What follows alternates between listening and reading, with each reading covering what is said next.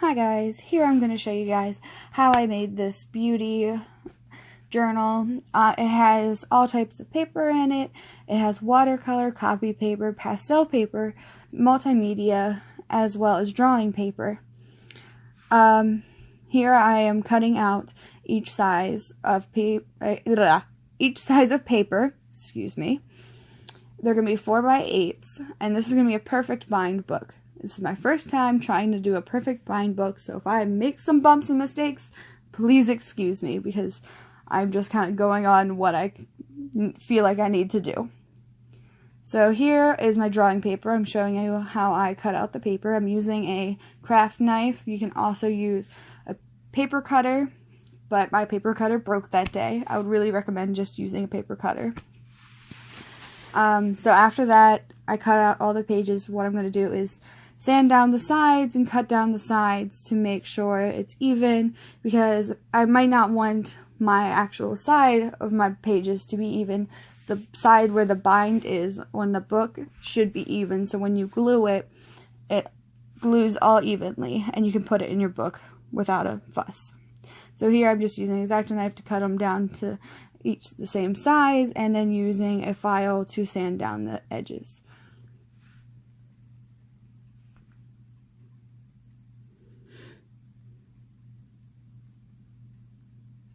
So here's all the paper I used: my multimedia, or mixed media, excuse me, my pastel paper. I have different colors of pastel paper, and watercolor paper as well. But I also have drawing paper that I just showed, and copy paper, which I'm not going to show. I add that into the end. So these brown pieces of paper I am putting in to have the dividers into my book from each type of paper.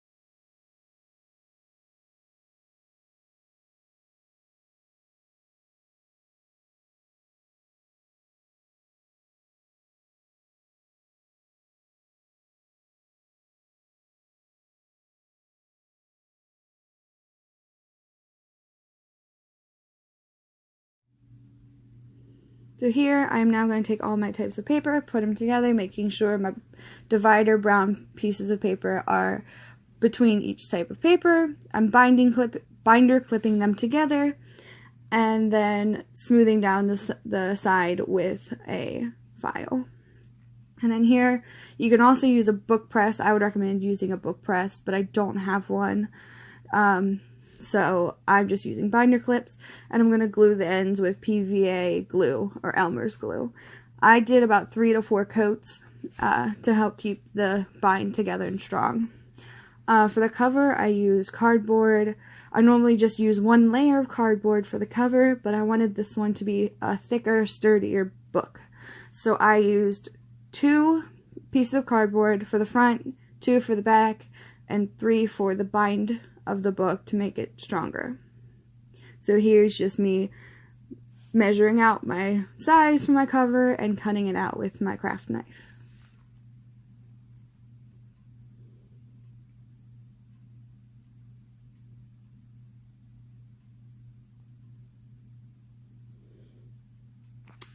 I meant scissors. I cut it out with my scissors. Totally didn't even realize I did that with scissors. So here I'm measuring out my bind to see how thick I need to have my spine or for my book to be, which I did end up making my book spine a little bit larger than it needed to be. I messed up the measurements somehow. That's why I ended up adding copy paper to my book. So here I'm just cutting out the spine, and you're going to do 3 layers of cardboard for your spine. Okay, and when I have them all ready, I take the file and I make sure I scratch up the sides, no shiny parts, to make sure when you glue it adheres very well to itself. So now I'm just putting some glue down. You don't need a lot. Most of this book, making books, you do not use a lot of glue. The less, the better. Just make sure you get the glue where it needs to go is the best part. So here I'm putting all the sides together, and then I'm clipping them together to keep them still. Later I do put these pieces while drying completely in between or underneath books. Here there is heavy books to press it down, make sure it dries flat.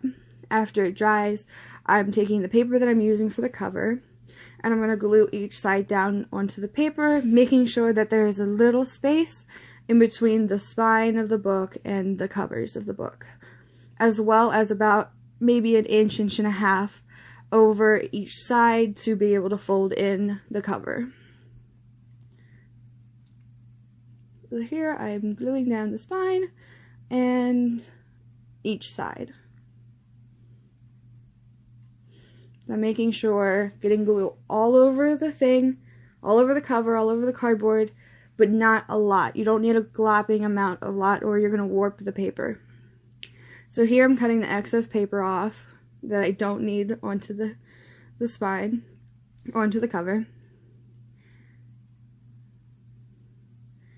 And also, when you have the book that's drying or the cover that's drying like it is, you can flip it over and use a credit card or anything to smooth out.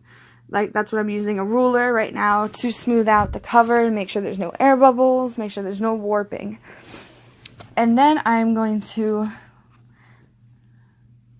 cut out the corners of my book cover so I can fold down the paper on each side and not have it overlap, and it looks very nice this way. So I'm going around folding each side to make sure, you know, it fits, and just to get it used to being folded.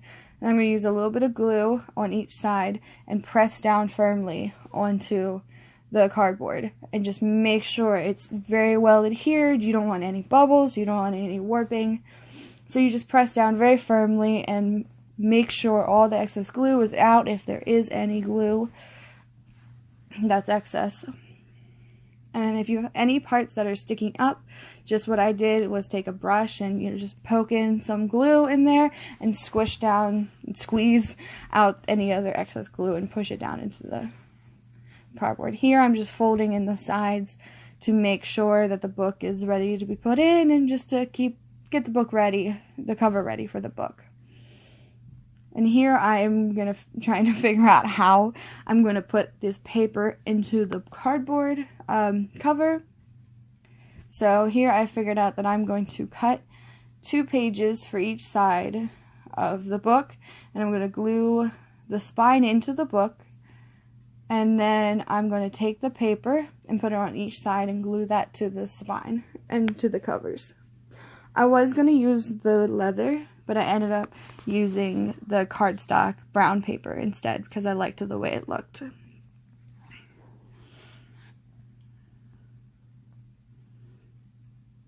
And I think for someone that doesn't know what exactly I was doing this entire video, I think it didn't turn out pretty half bad. The spine and the bind on it is a little rough, but I think it looks pretty well done for myself anyways. So here I'm just cutting out the 2 pages that I'm going to end up gluing part of it to the cover and then gluing the other part to a page in the actual book.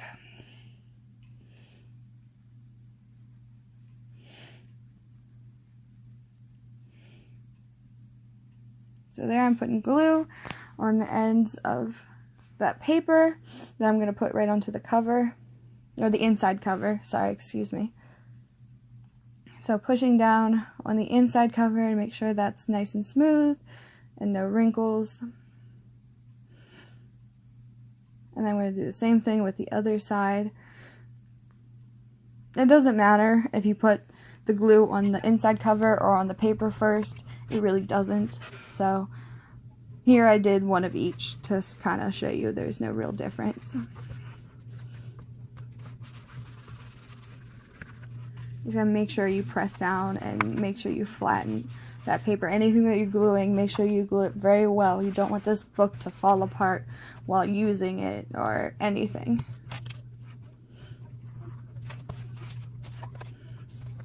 So here I'm trying to figure out where my book's going to lay onto that cover piece. So I'm just folding it where it needs to go and creasing it to give that a crease.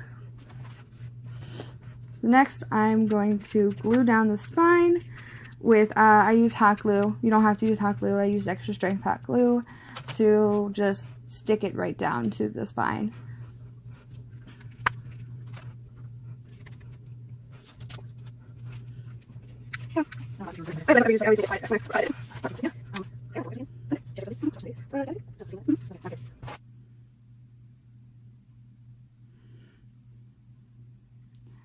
So for gluing it to the other pages, this is the copy paper that I'm adding as well.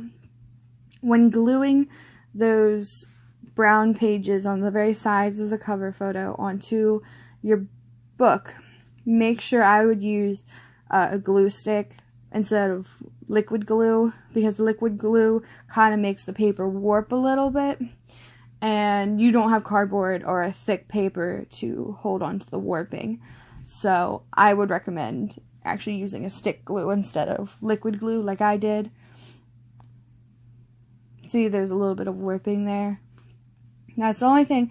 That and the spine's a little dinked, but for the most part it works very well, and I was very happy with how the book turned out.